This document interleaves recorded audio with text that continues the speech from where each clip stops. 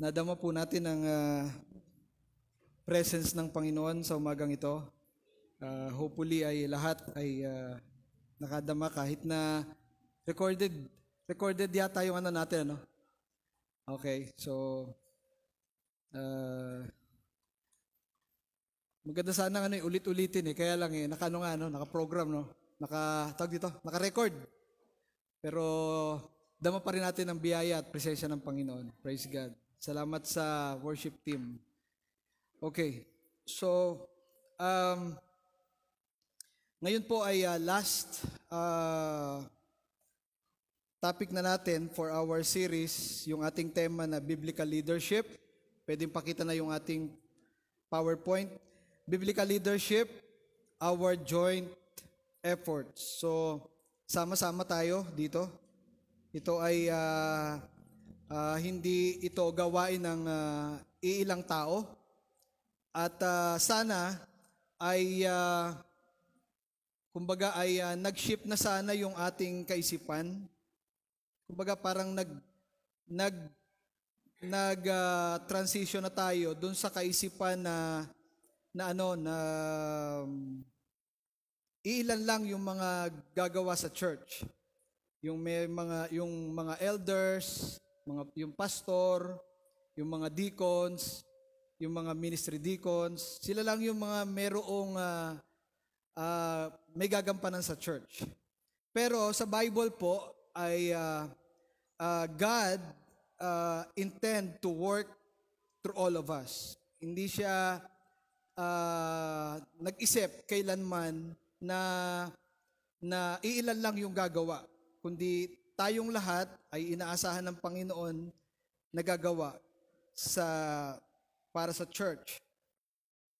At ang title po na ating pong pag-aaralan ngayon ay Jesus, ito po yung pamagat, the Jesus and the value in reproducing leaders. Jesus and the value in reproducing leaders. So, dito po sa ating series na ito ay makikita po natin o kailangan nating makita yung ating mga sarili, makumpara yung ating mga sarili, at ma-check natin yung ating mga sarili sa salita ng Diyos. Habang tayo po ay nakikinig, habang tayo po ay sama-samang nakikinig, maganda yung sama-sama, no? Maganda ba yung sama-sama?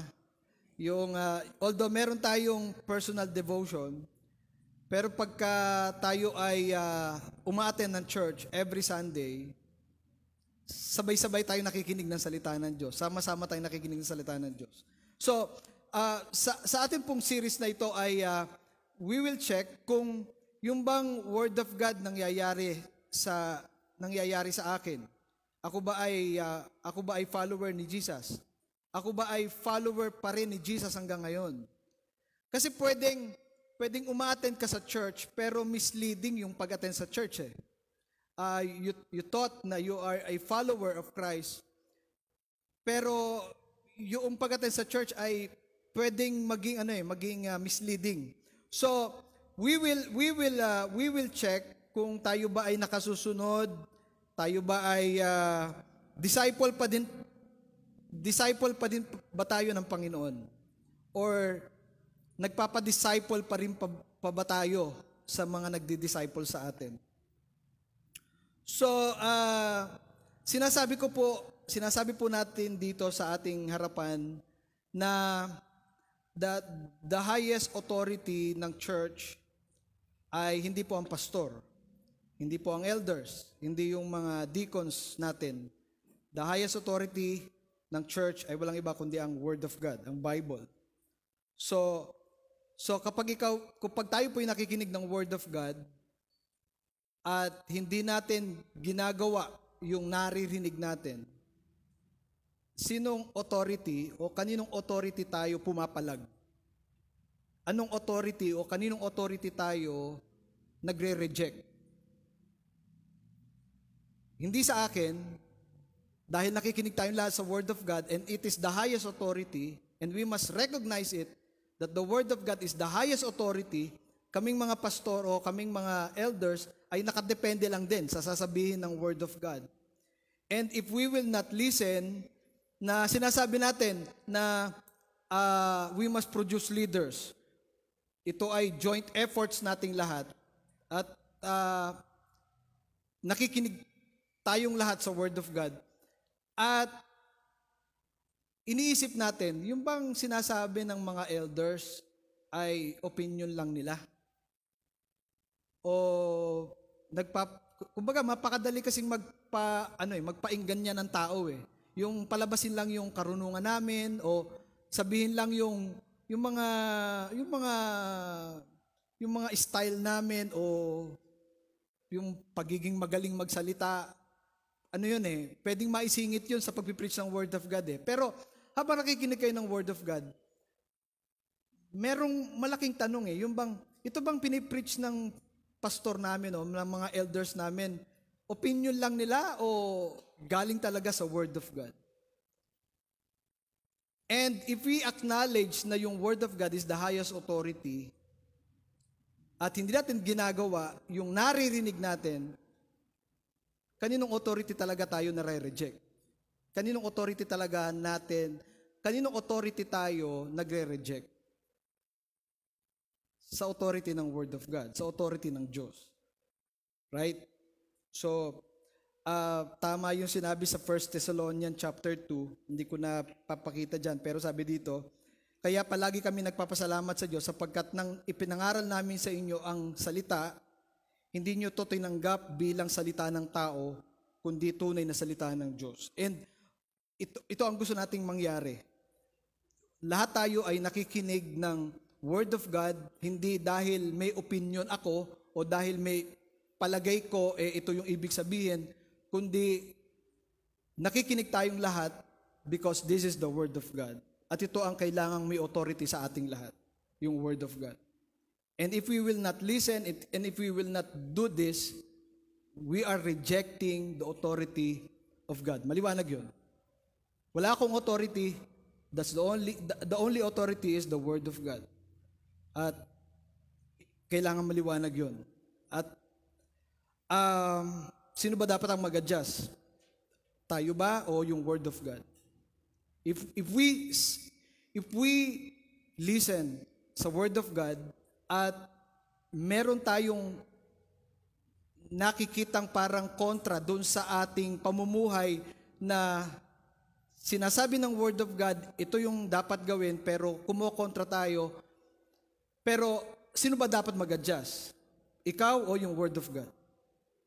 Diba? Nakuha niyo ibig sabihin? So,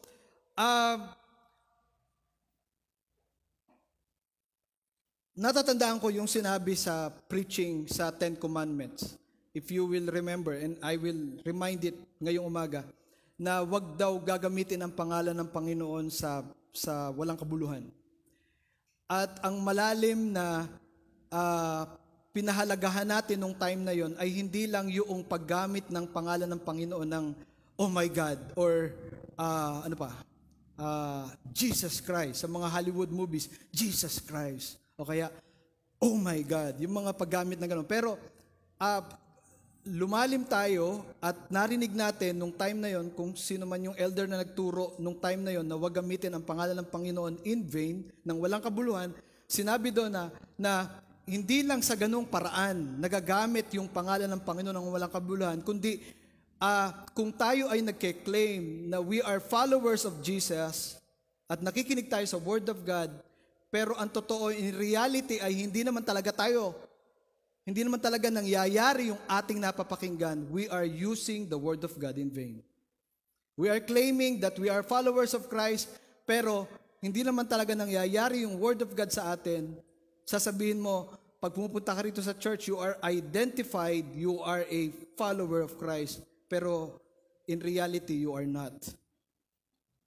And you are using the name of God in vain. Nagkakaintindihan po ba tayo? Maliwanag po ba yan? And that's kumbaga, kaya ko to pinapaunang sabi because lahat ng ating sasabihin dito is not opinion ko or dahil kumbaga para ipakita yung karunungan ko sa inyo, para ma-impress kayo kung ano yung gusto kong sabihin na magaganda. No. What we must have is the authority of the Word of God.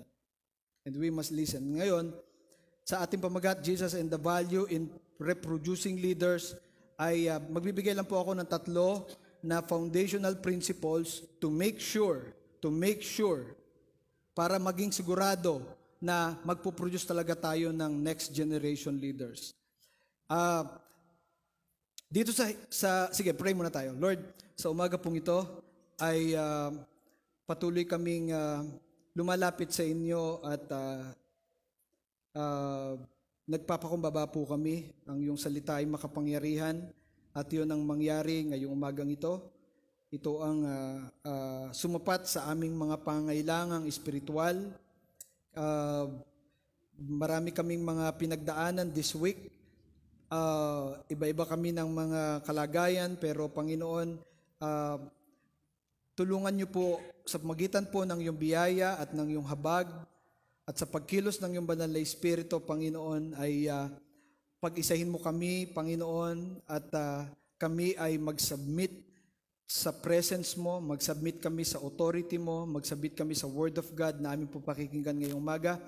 At sila man ay matagal na o bago, Panginoon, patuloy na hiningi po namin lahat kami ay tumanggap ng iyong salita, Panginoon. Hindi po namin kailangan ang karunungan ng tao o ng opinyon ng tao. Kailangan po namin ay ang salita mo, Panginoon. Dahil ito ang salita mo ang babago sa amin. Sa pangalan ni Jesus, Amen. Hebrews 11, verse 24, dahil sa pananampalataya ng malaki na si Moises ay tumanggi siyang tawaging anak ng prinsesa ng Ehipto. Mas ginusto niyang makibahagi sa paghihirap at na dinadanas ng mga taong sakop ng Diyos kaysa lasapin ang mga panandaliang kaligayahan na dulot ng kasalanan. Itunuring niyang mas mahalaga ang maalipusta para kay Kristo kaysa sa mga kayamanan ng Ehipto, dahil nasahan niya ang gantimpalang matatanggap niya. Sa pagpili pa lang ni Moses, sa pagpili pa lang niya, mundo ba o si Kristo? Kasi sabi dito itunuring niyang mas mahalaga, verse 26, mas mahalaga ang maalipin para kay Kristo. Wala pa naman si Kristo noon, pero pinili niya si Kristo. Okay, maliwanag yun, ano? Wala pa si Kristo noong time na yon, pero pinili na niya si Kristo. Sa pagpili pa lang, kayamanan ba, mundo ba o si Kristo? Mundo ba o yung charge kay Moses na you will be a leader to free my people? Ano ba ang dalang magandang balita ni Moses sa Israelites nung time na yun? Ano yung magandang balita na dala niya? Sumagot kayo. Kaligtasan, ano pa? May magandang word. Kayo ay lalaya. Yun ang dala niya. Tayong lahat ay lalaya. So, namili si Moses, mundo, panandali ang aliw ng mundo, o alok ng kasalanan, o Diyos, o Kristo. Alok ng mundo, kaaliwan ng mundo, o yung paglalaban ko yung magandang balita na dala ko. Nakuha niyo ibig sabihin? Naintindihan niyo na po? So, sa pagpili pa lang, si Moises, kumbinsido siya na yung kanyang dalang mabuting balita. Kumbinsido siya na lalaya talaga sila. At yun ang kailangan ng mundo. Ang kailangan ng mundo ay mga totoong mga Kristiyano na kumbinsido sila dun sa kanilang mabuting balita na daladala, na pinaniniwalaan. Hindi kailangan ng mundo ng mga quote and quote na tinaguriang Kristiyano daw, pero naaaliw sila ng mundo. Kumakagat sila sa panandaliang aliw ng mundo. At araw-araw ay inaalok tayo ng mundo sa kanilang panandaliang aliw. Araw-araw ay inaalok tayo ng kasalanan. Araw-araw ay inaalok tayo ng nakakaaliw na entertainment ng mundo. At araw-araw ay namimili tayo, si Kristo ba o yung panandaliang aliw ng mundo? Si Kristo, yung panandaliang aliw ba o yung mabuting balita na pinaniniwalaan ko? Nakuha niyo ibig sabihin? Kailangan ng mundo ng mga totoong mga Kristiyano na mayroong solid rock at malalim na pagkakakilala at pagkamangha sa mabuting balita ni Kristo. Yun ang kailangan ng mundo. Nakita natin si Moises na kahit alam niya na may sakripisyong kapalit ang pagsunod kay Kristo, pero mas pinili pa rin niyang sumunod sa Panginoong Hesukristo even if does not make any sense to the people around Him. Ang pagsunod mo kay Kristo ay it doesn't make any sense to the world. Pagtatawanan ka lang ng mundo. Wala silang pakialam sa pagsunod mo kay Kristo. Kamukha ni Moses.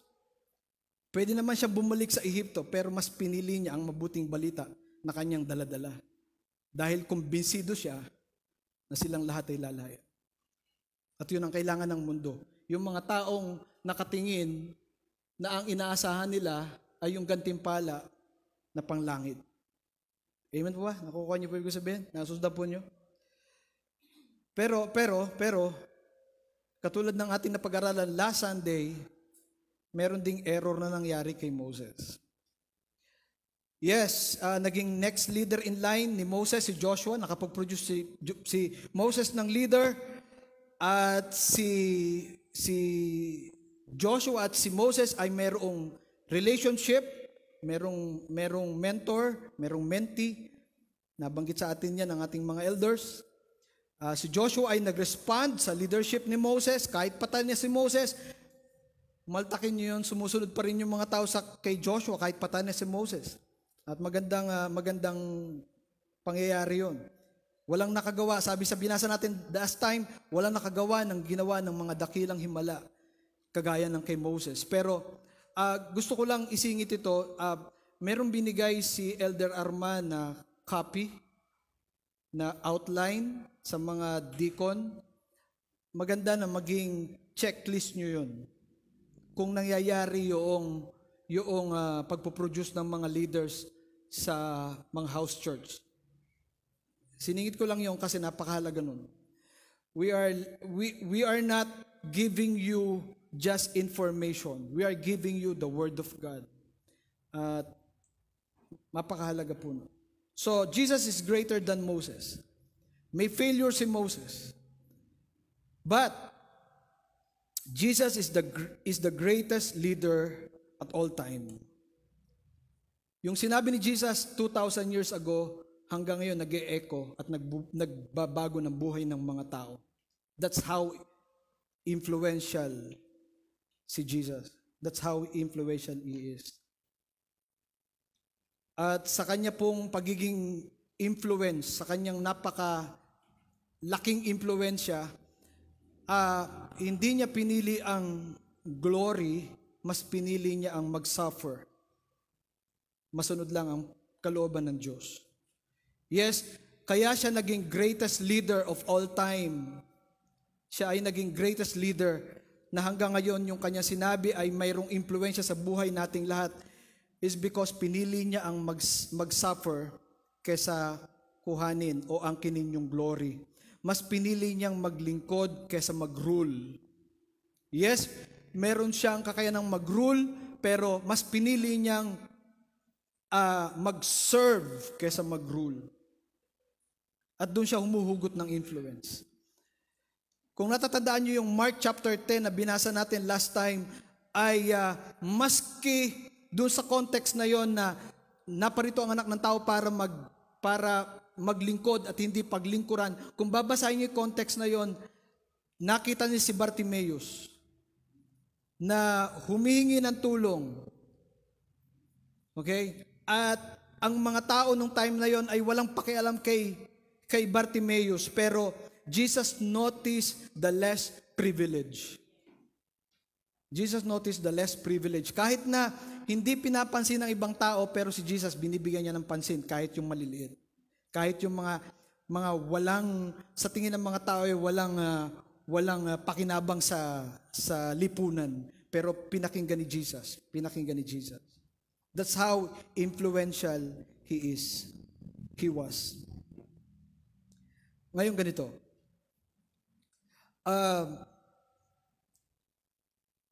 Para ma-highlight natin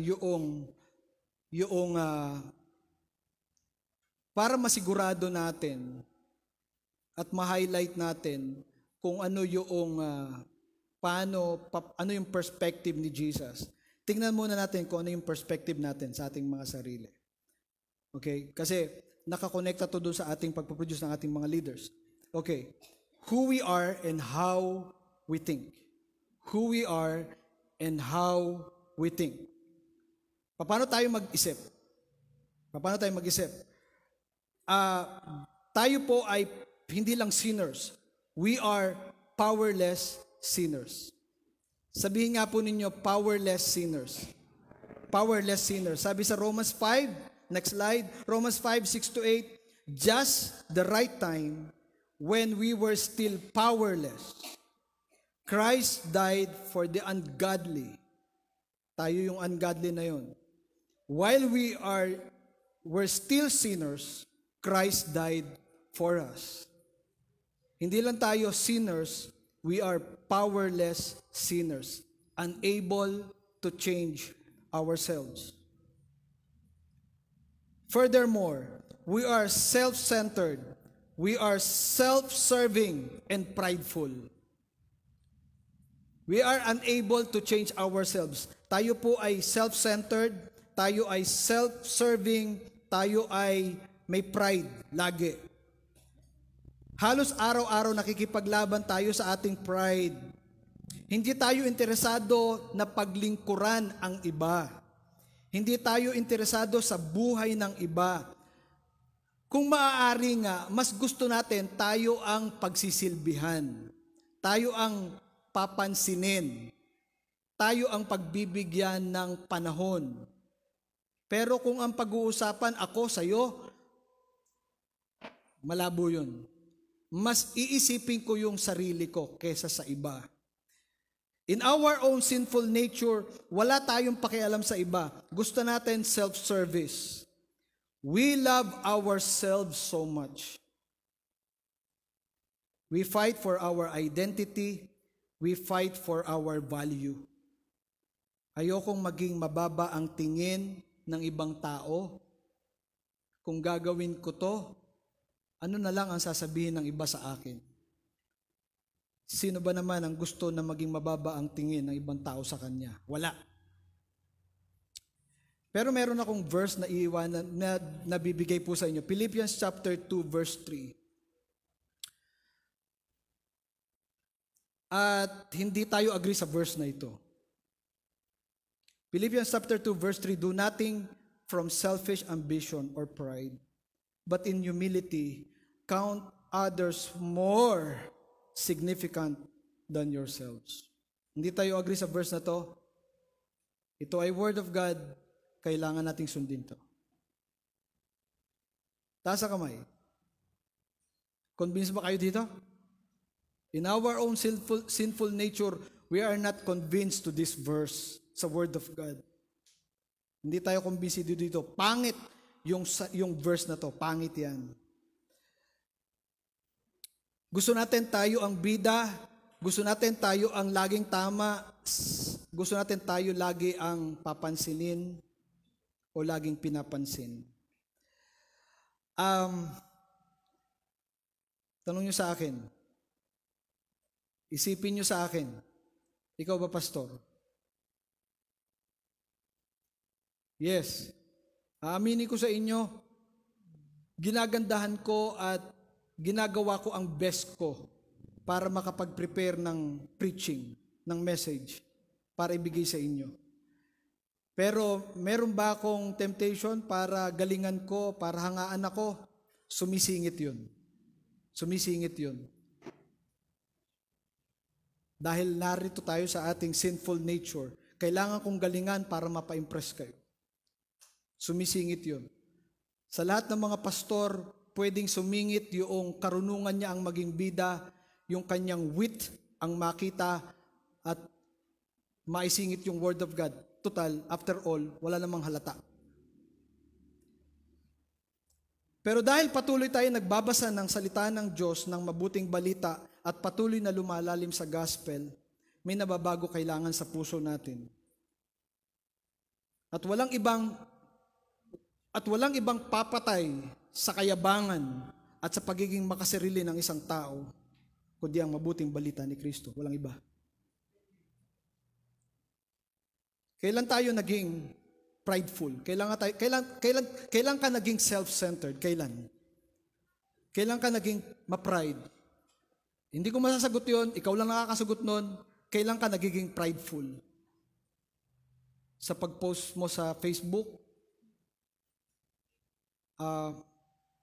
pag kayong dalawang mag-asawa ay hindi nagkakaunawaan, kailan tayo nagiging prideful? Pag tumatayo tayo sa harapan ng church o nagtuturo, kailan umaandar yung ating pagiging self-centered?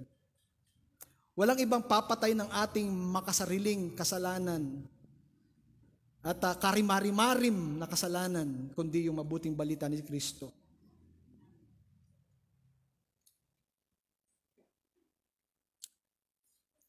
Kaya merong kasabihan na we produce who we are. We produce who we are. At anuman ang mangyari sa church, anuman yung nangyayari sa church, good or bad, and may I add even anuman yung nangyayari sa church, secret man o public, God only knows, whether we like it or not, we will produce who we are. Kung pinagyayaman natin ang Word of God o ang mabuting balita, o hindi natin pinagyayaman ang mabuting balita ni Kristo sa loob ng ating church, whether we like it or not, we will reap, we will produce who we are. Ang ipapasa natin sa susunod na mga leaders ay weak na gospel o malabnaw na gospel o mayaman na gospel o mabuting balita. Nagkakaintindihan po ba tayo? Nasusunod po ba natin? So, sa akin pong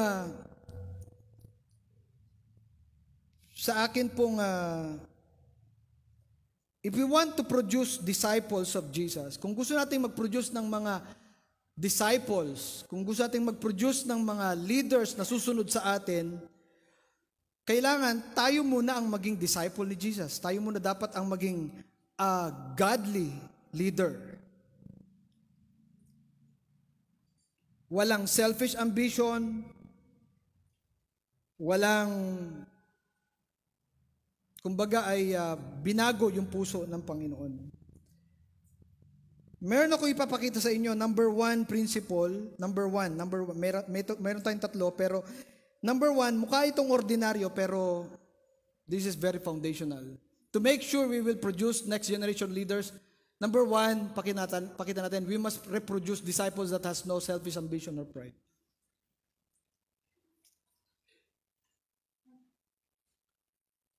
We must reproduce disciples that has no selfish ambition or pride. This will make sure that we will produce next generation leaders. Kapag tayo ay mayabang, kapag tayo ay sumisingit sa ministry yung ating self-centeredness, wala tayong mapoproduce na leaders. Kaya sabi ko nga sa inyo, whether we like it or not, in secret or in public, we produce who we are. Kaya kailangan ay meron tayong humility before God. Kung mababaw ang ating pagkaunawa sa gospel o sa buhay ni Kristo, ano ba ang gospel? Matagal natin hindi natin na-review yun. Pero alam ko naman na kuhanan nyo, pero salitain nga natin. Ano ang gospel? Ito ang buhay. Ano pa? Ito ang kamatayan.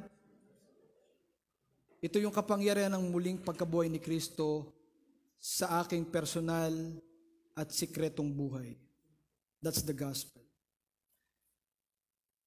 At kung mababaw ang ating pagkaunawa o malabnaw ang ating pagkaunawa sa gospel, ito'y magriresulta lang. Listen, ito'y magriresulta lang ng maling motibo sa ministry.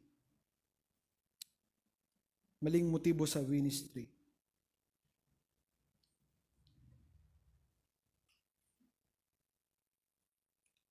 Tama ba yung we will produce who we are? I-correct natin yun. We must reproduce who Jesus is. Not who we are, but who Jesus is. Right? Amen po ba? Hindi natin i-reproduce yung ating legacy, our own legacy sa next generation leaders. Hindi natin ipoproduce kung sino tayo, ipoproduce natin kung sino si Kristo. And that's the only way we can have a pure heart sa paglilingkod sa Panginoon. Nakikinig po ba? Walang ibang papatay sa ating mga puso, sa ating pride, kundi yung mabuting balita ni Kristo. Si Kristo lang, walang iba. Let it sink sa ating mga puso, sa ating mga isipan. We can only guarantee the next generation leader kung yung mga present leaders ngayon ay hindi motivated by pride or personal ambition. Right? Right? Dahil nakatingin ang mga kabataan, nakatingin ang mga younger, yung mga nasa Sunday school. What we have now, kung malabnaw man ang gospel, pagdating ng generation nila, malabnaw din ang gospel sa kanila. Ang mangyayari, masusunog lang ang church na ito. Dahil ang mga tao ay mga self-centered sa loob. Motivated by personal ambition and pride. Maganda yung sinabi ni Alistair Begg, pakilagay nga diyan, even if Christ has not yet returned 1,000 years from now, there will be those who know and stand for the gospel because of the obligation we have made in our generation.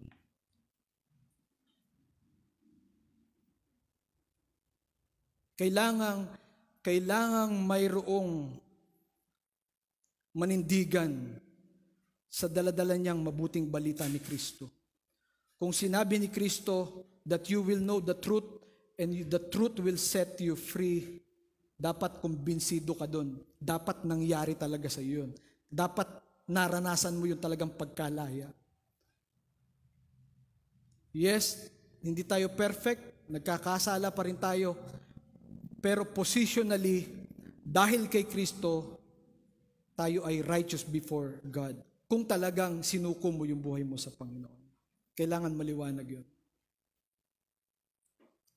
Now, kung ganito tayo mag-isip, who we are, how we think, makasarili tayo, wala tayong interesado, wala tayong interes para mag-serve sa iba. Tingnan natin who Jesus is and how He thinks. Who Jesus is and paano siya mag-isip. Ephesians chapter 5 verse 25, tingnan niyo yung Bible ninyo.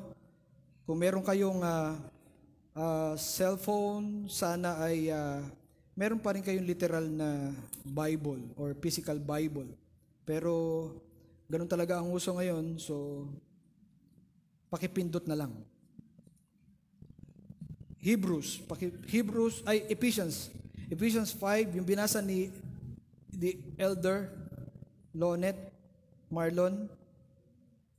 Ephesians 5 verse 25, mga lalaki, mahalin ninyo ang inyong asawa na gaya ng pagmamahal ni Kristo sa iglesia. Inihandog niya ang kanyang buhay para sa iglesia. Doon na lang muna. Nabasa na natin to kanina, i-review na lang natin. ang church ay kakaiba sa mundo. Ganito mag-isip ang Panginoon. Ha? Ephesians 5, na binasa natin, husbands, love your wives as Christ loved the church. Tingnan natin, explore natin how Jesus think. Paano siya mag-isip? Ang church ay kakaiba sa mundo. Ito ay dapat, listen, ito ay dapat nating pahalagahan dahil ito ay pinahalagahan ni Kristo. At ibinigay niya ang kanyang buhay para dito. Sabi ni Jesus, next slide, I will build my church. Siya ang nagpapatatag ng kanyang church. Hindi yung preaching namin per se ang nagpapatatag. Ang nagpapatatag sa ating lahat ay walang iba kundi si Kristo. At ito ay kanyang pag-aari. Hindi namin ito pag-aari.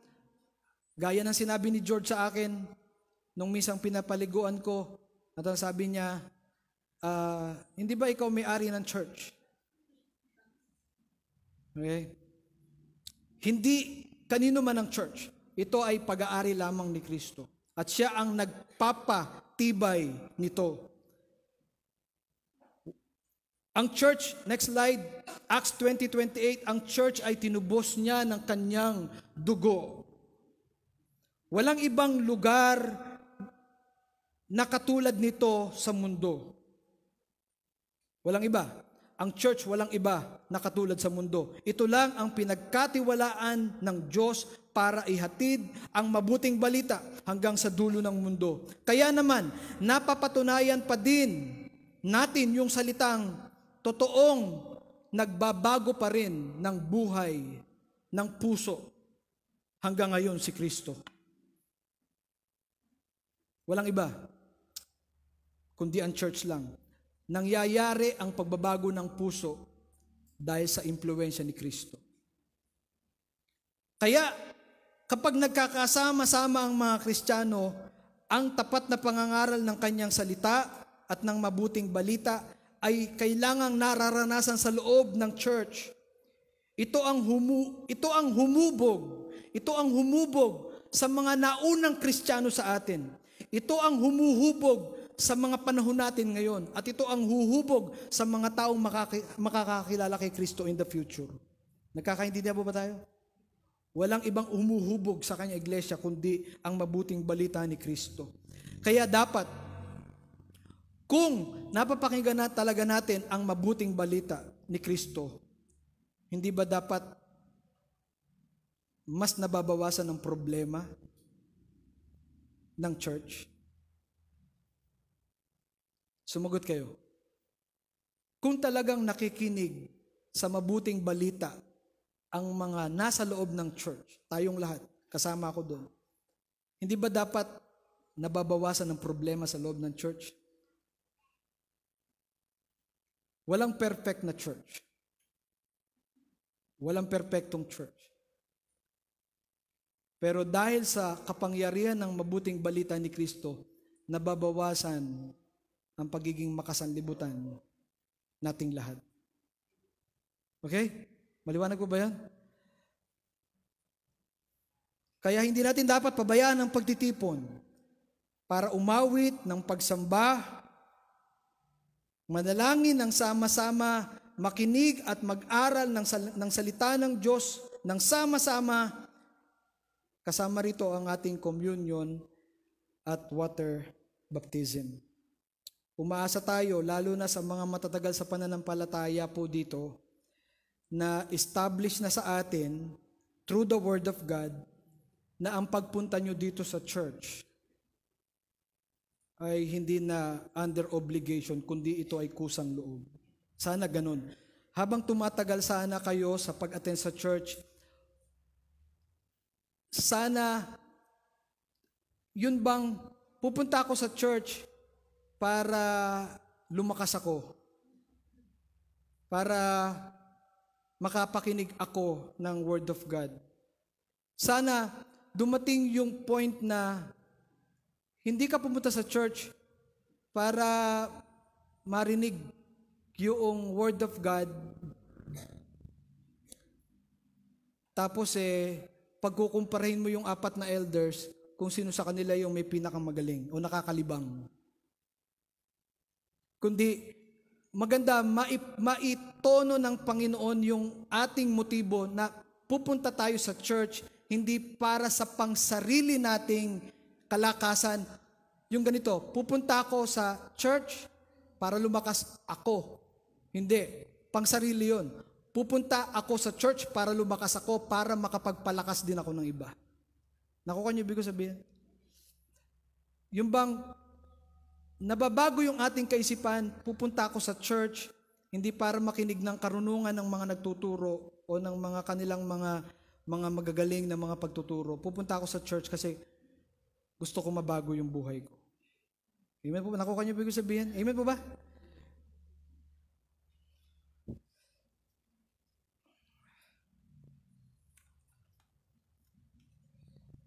Walang exempted dito.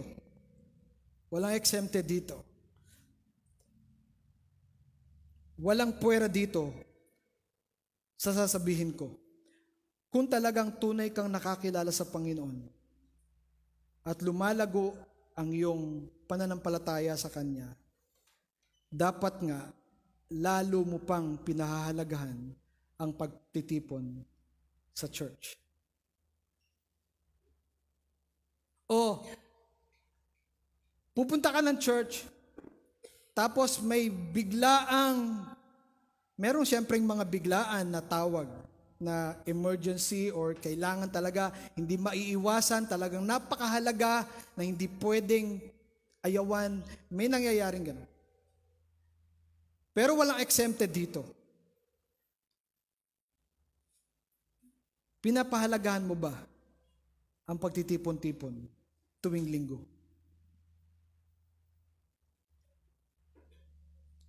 Meron tayong church covenant. Sana hindi lang tayo pumirma nang meron tayong mababaw na tingin sa church covenant. Bilang member, meron kasi yung bang pumirma, pero nasan sila ngayon? Hindi sila umattend ng church. Mahirap yung bang alam ng mga tao na, diyan ka pupunta sa church na yan. Okay, pero hindi ka talaga, in reality, hindi ka talaga connected sa church.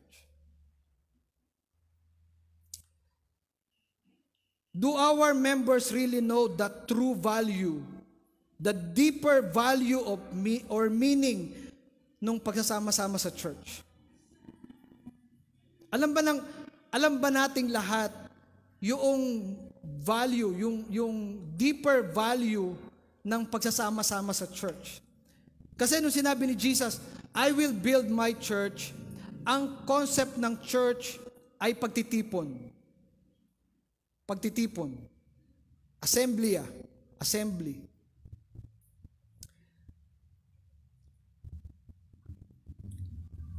Sabi daw sa ating binasa sa Ephesians 5, husband, love your wives as Christ loved the church. Pinapahalagaan mo ba ang pagtitipon?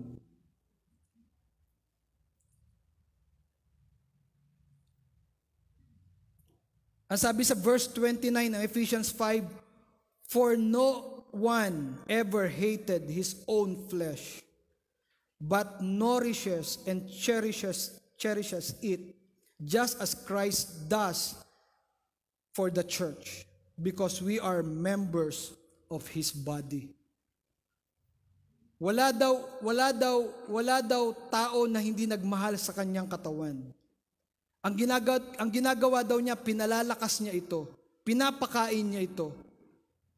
At ganun daw ang church. Pinapalakas niya ang church. Pinapalusog niya ang church. Ginagawa niyang healthy yung church. Walang parte sa ating katawan na hindi kailangan. Hindi pwedeng sabihin sa paa ng kamay na hindi kita kailangan. Walang ganun. Paano ba mag-isip si Kristo para sa kanyang church? Paano mag-isip si Kristo? Iniibig niya ang church. Malaki ang halaga noong salitang love. Maraming paraan para ipakita natin yung love sa church. Pero generally speaking, nung sinabi ni Jesus, as Christ loved the church, He gave Himself for His church.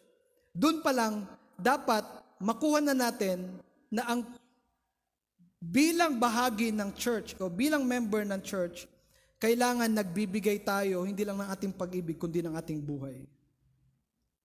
Binibigay natin ang ating buhay para sa church. At kapag sinabing church, hindi ito tumutukoy sa building.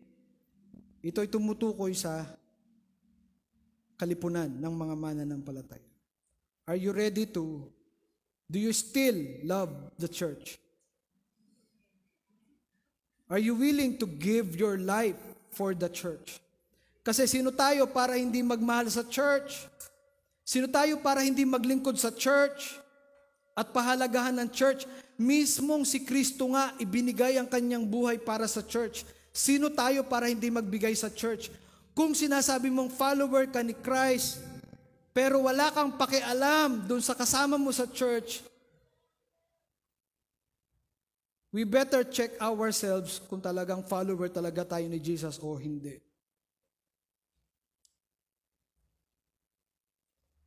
Ina-appreciate natin yung ating pag-screenshot sa ating mga cellphone, sa mga pinapakita sa screen.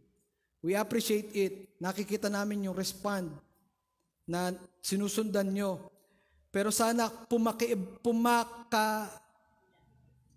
bila tayo na hindi lang tayo nag-screenshot, kundi talagang ito ay nangyayari sa ating mga sariling buhay. If Christ loved the church, we must love one another.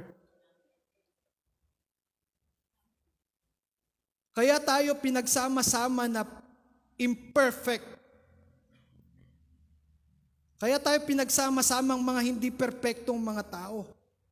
Listen, pwede po bang tumingin dito sandali? Bakit tayo pinagsama-sama ng Panginoon ng mga hindi perpekto? Para patunayan ni Christ through the church, kaya pa rin niyang magbago ng tao hanggang ngayon.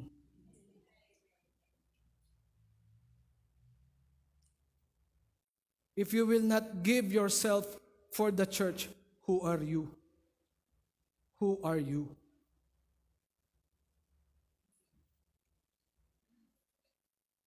So to make sure we will produce, next slide, to make sure we will produce the next generation leaders, para masigurado natin na meron talagang next generation leaders na gagawin.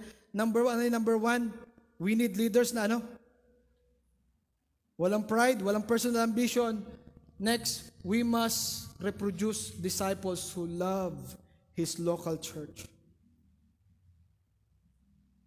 Yung mahal niya ang kanyang lokal na iglesia ng Panginoon. Meron bang nababago sa puso natin kung paano natin pinapahalagahan ang iglesia ng Panginoon? Oo, lagi tayo nag-iisip, ano kaya ang kayang ibigay ng church sa akin? Aware ako na may struggle ang iba sa inyo pagdating sa commitment sa local church. Maraming mga mas maganda ang church building kaysa sa atin. Meron akong kaibigan na may church. Ang first floor, Starbucks. Kapihan.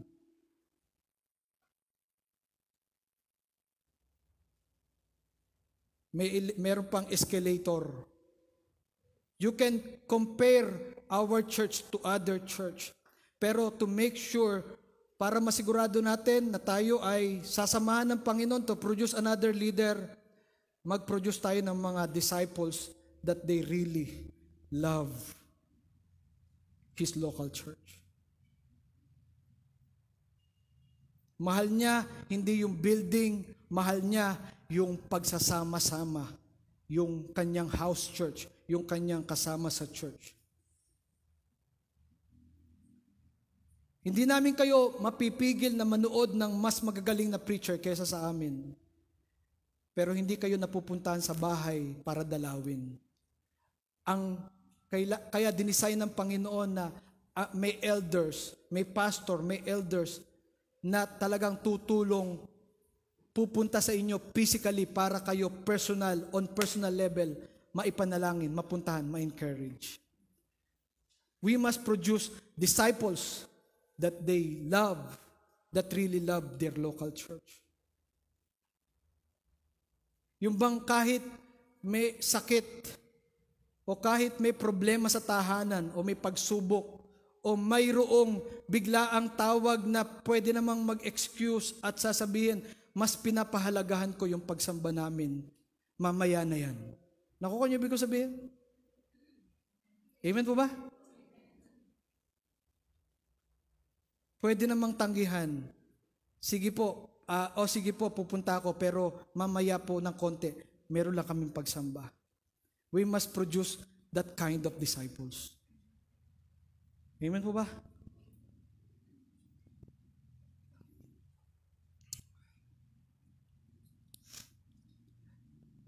Aware tayo na hindi tayo perfect na church. Mas gusto mo yung ikaw ang babatiin o kakausapin? Aware din tayo na yung iba namimili ng magiging kaibigan? Sa tingin ko, Pastor, hindi ko kasi siya type makasama sa house church. O kaya, Pastor, o kaya elder,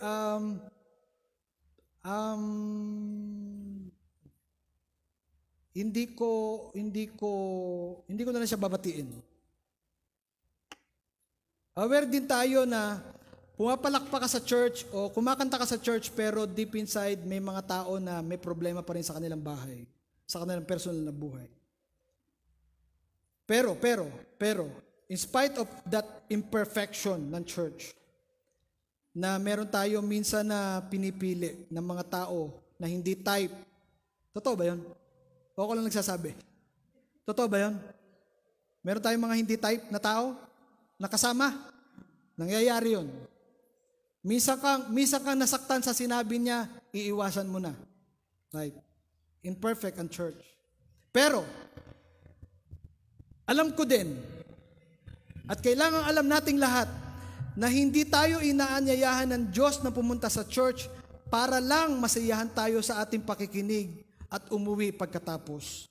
Para tayong kumain sa Jollibee, at pagkatapos kumain, mabusog, tatayo, uuwi. Wala tayong pakialam sa ating kasama sa pagsabay sa pagkain. Hindi ganun ang church. Hindi ganun ang church. Hindi dinisign ng Diyos ang church na pagkatapos ating makinig, tayo ay uuwi at wala tayong pakialam sa ating mga kasama sa church. Hindi ito pinag-uusapan kung house church ko lang sa loob ng church ang babatiin ko. Hindi ating pinag-uusapan yon. We are a body of Christ. Walang less na mahalaga at walang merong pinakamahalaga o mas special, walang ganun. Kaya tayo pinagsama-sama ng Panginoon na imperfect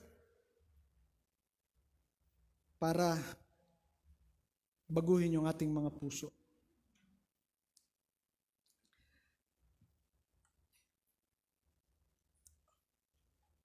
Baka mamaya nga pala ay bumati sa iyo yung hindi mo type, ha? Batiin mo pa rin. Listen. Sa ating teksto na binasa kanina, sige nga, Ephesians 5.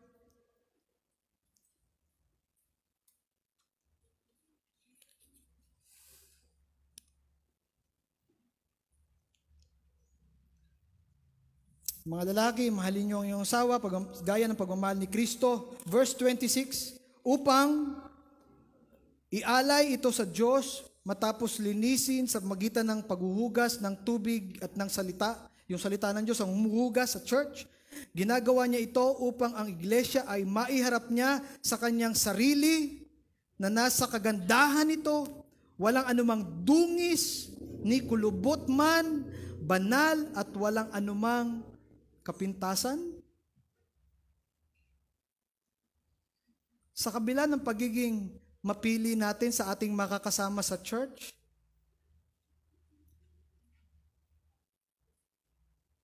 meron pa ring plano ang Panginoon sa church para isang araw ay wala siyang dungis sa kanyang harapan. Isipin nyo nga yun. Nakikinig po ba kayo? Isipin nyo nga yun. Puro tayong mga imperfect, puro tayong mga may kapintasan, puro tayo may mga minsan ay mga, yun nga, yung mga sinabi ko kanina example. Pero at the same time, ang nakalagay sa Bible na hindi naman natin kayang baguhin, meron pa ring plano ang Panginoon na isang araw magiging wala siyang kapintasan. Tama binasa natin. Walang kalubot at walang kapintasan. Pwede po ba tumingin sandali dito? Ano ang nasa isipan ni Jesus kung alam niya na merong kapintasan ng church, pero at the same time, iibigin pa rin niya ito at ibibigay pa rin niya ang kanyang buhay dito?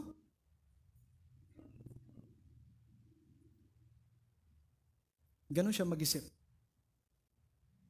At dapat, ganon tayo mag-isip.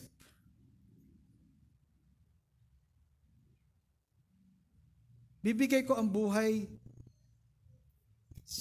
para sa kapatid. Paglalaanan ko ng panahon yung kapatid na yan. Alam nyo, habang tayo po ay hanggat nababalam ang pagbabalik ng Panginoon, may makikita pa rin kayong kapintasan sa church at pagkukulang sa church at kapintasan sa mga leaders at kapintasan sa mga leaders.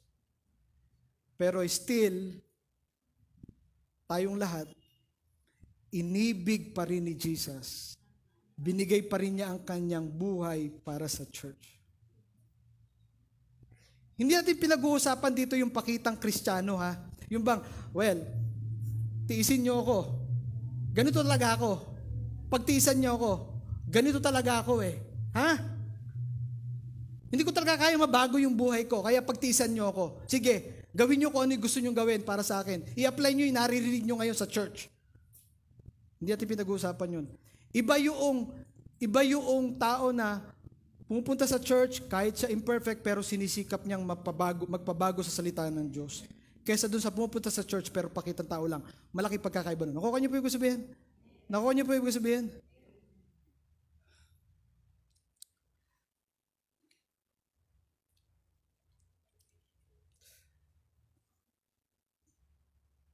Acts, gawa.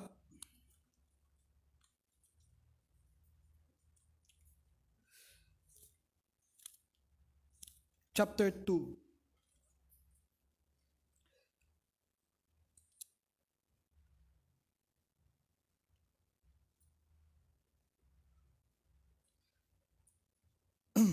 Verse 37. Nabagabag ang kanilang kalooban nang marinig ito. Kaya tinanong nila si Pedro at ang ibang apostol, mga kapatid, ano ang dapat naming gawin? Sumagot si Pedro, pagsisihan ninyo at talikdan ang inyong mga kasalanan at magpabautismo kayo sa pangalan ni Hesukristo upang kayo'y patawarin at tanggapin ninyo ang kaloob ng Espiritu. Verse 40. Marami pang inilahad si Pedro upang patunayan ang kanyang sinabi. At nanawagan siya sa kanila, iligtas ninyo ang inyong sarili mula sa parusang sasapitin ng masamang lahing ito. Verse 41, kaya't ang mga naniwala sa pinangaral niya ay nagpabautismo. Nadagdagan ang mga alagad ng may 3,000 katao sa araw na yon. Verse 42, inilaan nila ang kanilang mga sarili upang matuto sa turo ng mga apostol, magsama-sama bilang magkakapatid, magsalo-salo sa pagkain ng tinapay at pananalangin. Matapos mangaral ni Pedro, malapit na po tayo matapos mangaral ni Pedro, overwhelming yun. Isipin nyo, 3,000. Isang Pedro na nagkanulo kay Kristo 3 beses. Pero nung umakyat si Jesus, papunta sa langit, bumaba ang Holy Spirit, si Peter nag-preach siya, sa kanyang pagpipreach, 3,000 yung naligtas. At sa isip-isip niya, wala naman ito sa Bible, pero sa aking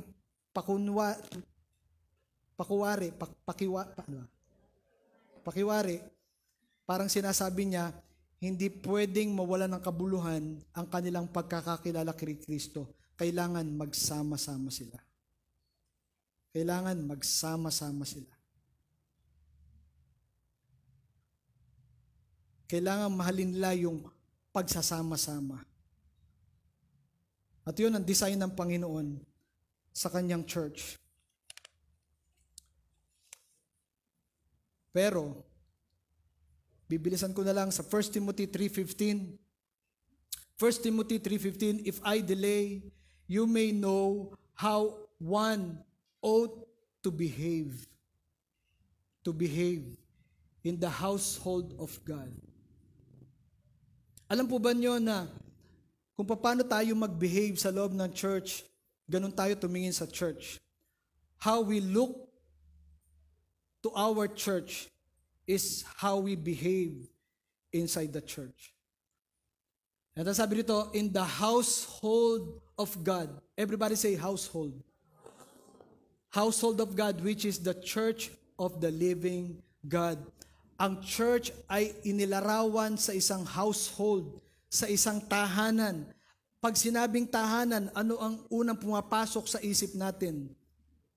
Relasyon, ugnayan, koneksyon, matibay na koneksyon na hindi mapuputol ng anuman. Iyon ang church ng Panginoon. Tahanan, pamilya ng Diyos. Ibig sabihin, may nabubuong makadiyos na relasyon para ma-express ang kanilang pagmamahalan at pagkakaisa. Kaya hindi mo pwedeng sabihin sa sarili mo, napagkaisahan ko. Tama ba? Napagkaisahan ko. Walang ganon. You spend your time with your family members. Hindi mo pwedeng sabihin na member ako ng church na yon pero hindi ka personally connected. Efeso 4:16. Next slide. Sa pamagitan niya, notice the word, sa pamagitan ni Kristo, ang buong katawan ay, listen, pinag-uugnay, connected. Hindi ko, listen, pwede mo tumingin sandali dito, sandali. Tumingin na po sandali. Nakikinig po ba kayo? Pwede bang tumango kung nakikinig po? Hindi ko ma-reconcile sa isip ko at hindi nyo kayang i-reconcile sa isip nyo, I'm sure, na meron yung Kristiyano, merong relationship sa Panginoon pero walang relationship sa kanyang kapwa Kristiyano. Hindi kayang i-reconcile yun. Hindi kayang i-reconcile na meron akong maayos na relasyon sa Panginoon pero wala akong maayos na relasyon sa aking kapwa Kristiyano. Hindi pwede yun. Hindi pwede yun. Kaya, nagsusumamo kaming mga elders, pag umalis kayo ng church, huwag tayong parang kumain sa Jollibee. Huwag muna kayong umuwi. Magkamustahan kayo. Yung hindi nyo nababati ng matagal na batiin nyo. Because we are a body of Christ. Tinubos ng dugo ng Panginoon. Yun nga ang sinasabi ko kanina pa, sino tayo para hindi magmahal sa church?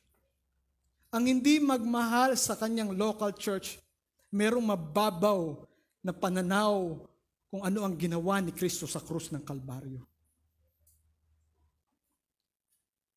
Kung dinidisciple ka, huwag matigas ang ulo mo, magpa-disciple ka.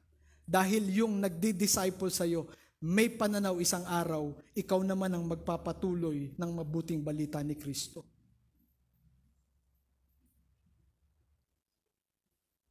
Hindi pwedeng, lalo yung mga bago na dinadala ng Panginoon dito, wala po kaming hidden agenda sa inyo. Gusto natin sama-sama tayong binabago ni Kristo. At yun ang sinabi ng Bible kanina. Nangaral si Pedro, 3,000 yun naligtas, pero he made sure na itong mga tao na ito na nakakilala sa Panginoon, they will express their love to one another. Hindi ko lang ma-reconcile yung mga Kristiyano na kahit nakikita, siguro ganito na lang, lumalalim ang pananampalataya mo at lumalawak yung pag-ibig mo kay Kristo, na kahit nakita mo yung kakulangan ng isa, tuloy pa rin ang relasyon. Husband, naku, hindi na nakatingin sa akin. Husband, love your wives as Christ loved the church. Kahit nakikita mo yung kapintasan ng asawa mo, mahal mo pa rin. Ganon dapat ang church. Ganon dapat ang church. Nakikinig pa po ba kayo? Sana nararamdaman nyo yung impact ng Word of God? Ha? Kasi napakahalaga nito. We love ourselves so much. At walang ibang papatay sa ating pagmamahal sa sarili, kundi yung pagmamahal natin sa iba. Isipin nyo yun, namatay si Kristo, and He still expect na yung kanyang church isang araw magiging banal, walang kapintasan, walang kulubot. Hindi tayo namimilit. Hindi tayo mamimilit kung ayaw, yung dinadalaw mo na, binigyan mo na ng lupa't bahay, binigyan mo na ng smart TV, binigyan mo na ng relief, wala pa rin. Hindi tayo namimilit.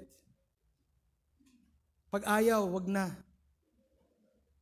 Pero sa mga nagpapatuloy, ganito, sa mga nakarinig ng Word of God ngayong umaga, sana nakita niyo yung kahalagahan ng pagtitipon. At sana kung meron tayong kapatid na hindi nakaka-attend, kayo mismo ang magsabi, ito ang kahalagahan na ikaw ay konektado sa church.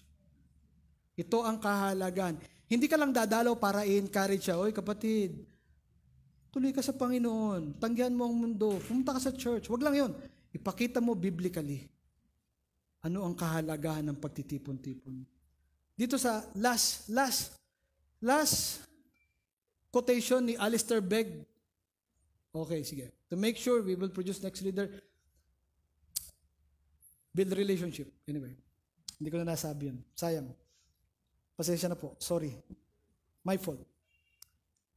Sabi ni Alistair Begg, the local church is not merely a gathering of like-minded individuals, but a diverse community brought together by the grace of Jesus Christ.